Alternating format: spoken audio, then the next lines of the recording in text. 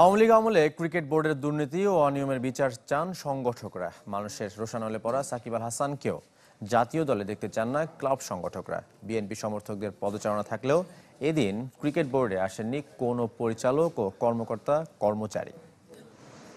দূর থেকে মনে হতে পারে স্বাভাবিক দিনের মতোই চলছে বিসিবি, কিন্তু না।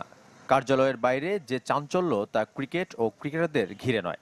খেলোয়াড়দের আনাগোনা ছিল না, আসেননি কোনো বোর্ড পরিচালক, এমনকি ছিলেন না প্রধান নির্বাহী সহ বিভিন্ন বিভাগের কর্মকর্তারাও। দুপুরে একের পর এক মিছিল স্লোগানে বিসিবি প্রাঙ্গণ মাতিয়ে রাখেন বিএনপি সমর্থকরা। দুর্নীতিগ্রস্তদের সরিয়ে যোগ্য সংগঠকদের দিয়ে ক্রিকেট পরিচালনার দাবি নিয়ে সকালে ক্রিকেট বোর্ডে যান বেশ কয়েকজন ক্লাব কর্মকর্তা। প্রধান নির্বাহীকে না পেয়ে মানববন্ধন করেন কার্যালয়ের সামনে। আওয়ামী লীগ আমলে দুর্নীতি ও অনিয়মের তদন্ত করে বিচারের দাবিও তোলেন তারা। বিসিবি সভাকক্ষে নিজেদের মধ্যে বৈঠকও করেন সংগঠকরা, যেখানে ছিলেন সাবেক যুগ্ম সাধারণ সম্পাদক রফিকুল ইসলাম বাবু, সাবেক দুই অধিনায়ক মিনহাজুল আবেদিন নান্নু ও হাবিবুল বাশার সহ বর্তমান ক্রিকেটারদের কয়েকজন উপস্থিত ছিলেন। সাকিব আল হাসানকে জাতীয় দল থেকে বিতাড়িত করার দাবি উঠেছে আন্দোলনকারীদের পক্ষ থেকে। রফিকুল ইসলাম মনে করেন, মানুষের ভাবনাকে গুরুত্ব দিয়েই পাকিস্তান সিরিজের দল সাজাবেন নির্বাচকরা। আমি একটাই কথা স্পষ্টভাবে বলতে চাই, যখন একজন খেলোয়াড় থাকে সে কখনো রাজনীতিতে অংশগ্রহণ করতে পারে না। এটা তার পার্সোনাল বিষয় হলেও তারা রাজনীতিতে গিয়েছে, এটা আসলে তারা ঠিক করেনি কাজটি।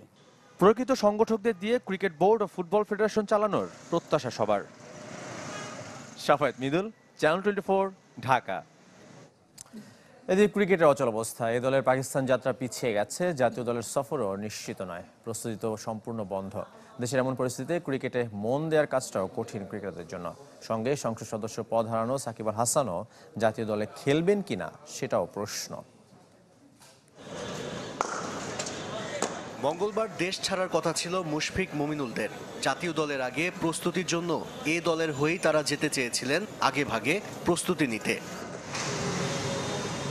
কিন্তু ঘোষণা দিয়ে অন্তত 48 ঘন্টা পিছিয়ে দিয়েছে বিসিবি। সংবাদ বিজ্ঞপ্তিতে কারণ না বললেও দেশের সার্বিক পরিস্থিতি যার মূলে। কারফিউ, অসহযোগ আন্দোলনে দেশে গত কদিন ধরে বন্ধ অনুশীলন, তাই এই দলের সফরটা ছিল অনুশীলনের শেষ সুযোগ। সেটাও এখন শঙ্কার মুখে। হেড কোচ চন্ডিকা হাথুরু সিংহে সহ সব বিদেশি কোচিং স্টাফও ঢাকায় অবস্থান করছেন। তারাও অনিশ্চিত গন্তব্যের অপেক্ষায়, তবে তাদের নিরাপত্তা নিশ্চিতে চেষ্টা করছে বিসিবি। একে তো বিমানবন্দর বন্ধ ছিল সোমবার একটা বড় সময় ধরে, চালু হলেও ফ্লাইট সংখ্যা কমে গেছে। বেশ কটি বিমান সংস্থা ফ্লাইট বাতিল করায় ক্রিকেটারদের নির্দিষ্ট কিছু না বলা হলেও প্রস্তুত থাকতে বলা হয়েছে যে কোনো সময় বিমানে ওঠার জন্য। নতুন সময় অনুযায়ী বৃহস্পতিবার পাকিস্তান যেতে পারে দল, তবে পরিস্থিতি স্বাভাবিক হলে বা ক্রিকেটাররা যেতে রাজি হলে। পাকিস্তান সফরে দুটো 4 দিনের ম্যাচ এবং 3টি একদিনের ম্যাচ খেলবে বাংলাদেশ এ দল। প্রথম 4 দিনের ম্যাচ শুরু হবে 10 আগস্ট। নতুন সূচিতে গেলে অনুশীলনের জন্য 1 সেশন পাবে ক্রিকেটাররা, যে কারণে পাকিস্তান বোর্ডের সাথে সমন্বয় করে সিরিজের সূচিও পিছিয়ে নেওয়া হতে পারে। তবে সেক্ষেত্রে বিপত্তি বাঁধবে জাতীয় দলের জন্য, কেননা 21 আগস্ট শুরু হবে জাতীয় দলের 2 ম্যাচের টেস্ট সিরিজ। যে সিরিজে এমন পরিস্থিতিতে সংসদ সদস্য থাকা সাকিব আল হাসান খেলবেন কিনা সে প্রশ্নও সামনে এসেছে। আশিক রুদ্র, চ্যানেল 24।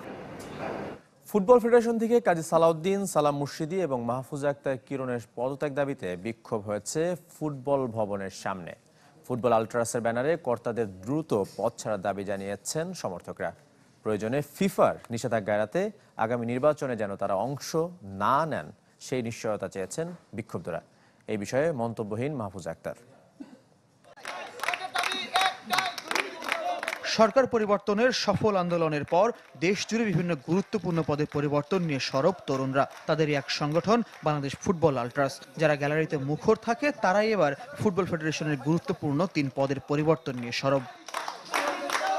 ফেডারেশন সভাপতি কাজী সালাউদ্দিন, সিনিয়র সহসভাপতি সালাম মুর্শিদি এবং নারী উইং চেয়ারপারসন মাহফুজা আক্তার কিরণের পদত্যাগ দাবিতে সোমবার রাতেই ফেডারেশনে 24 ঘন্টার আলটিমেটামের চিঠি দিয়েছিল সমর্থকদের সংগঠনটি।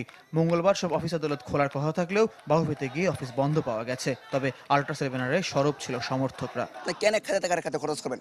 আমাদের ফুটবলার সাব চ্যাম্পিয়নশিপ অলিম্পিকের মতো জায়গায় খেলতে পারেন টাকার জন্য। টার্ফগুলো আগুন হয়ে যায়, 2টার সময় খেলা দেয়, 1টা-1.5টার সময় খেলা দেয়, দুপুর সময়ে খেলা দেয়, প্রতিদিন 2টা ম্যাচ দেয়। নারীদের কোনো ফ্লাড লাইটের কোনো অবস্থা নেই, পর্যাপ্ত পরিমাণ আলো নেই। আগামী নির্বাচনে যাতে প্রত্যেকটা কাউন্সিলর সুষ্ঠুভাবে নির্বাচন করতে পারে এবং কোনো ম্যানিপুলেশনের না পড়ে। তাদের 3 জনকে শ্রদ্ধার সাথে আমরা বলতেছি যে সসম্মানে পদত্যাগ করতে হবে। এতটুকু ইনশিওর করুক সে আগামী নির্বাচনে কোনোভাবেই সে নির্বাচনে অংশগ্রহণ করবে না, সে তার জায়গা থেকে সরে যাবে।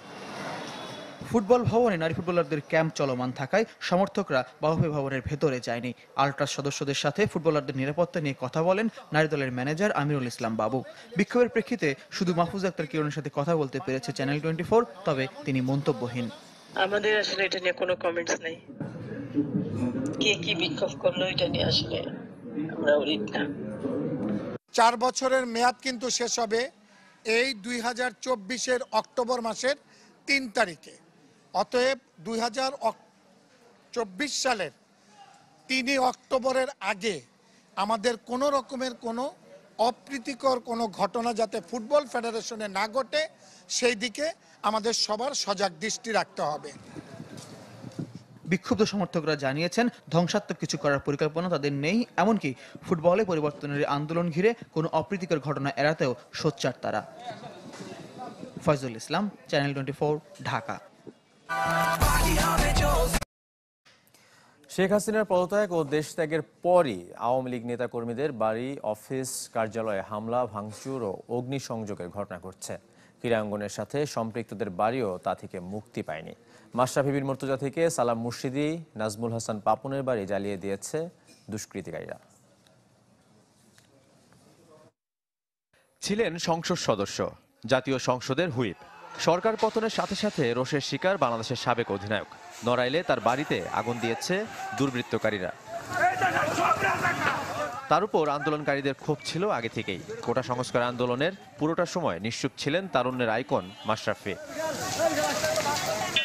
ডুপ্লেক্স বাড়িটি পুরো ধ্বংসযজ্ঞে পরিণত হয়। তার আগে ভাঙচুর, লুটপাট চালানো হয়। আগুনে পুড়িয়ে দেওয়া হয় নড়াইল জেলা আওয়ামী লীগের কার্যালয়ও। প্রতিবেশী জেলা মাগুরায় সাকিব আল হাসানের বাড়িতে অবশ্য হামলা হয়নি, তবে জেলা আওয়ামী লীগের কার্যালয় পুড়িয়ে দেয় দুষ্কৃতিকারীরা। কিশোরগঞ্জের ভৈরবে ক্রীড়ামন্ত্রী ও বিসিবি সভাপতি নাজমুল হাসানের বাড়িও আগুনের লেলিহান শিখায় জ্বলে পুড়ে ছারখার হয়েছে।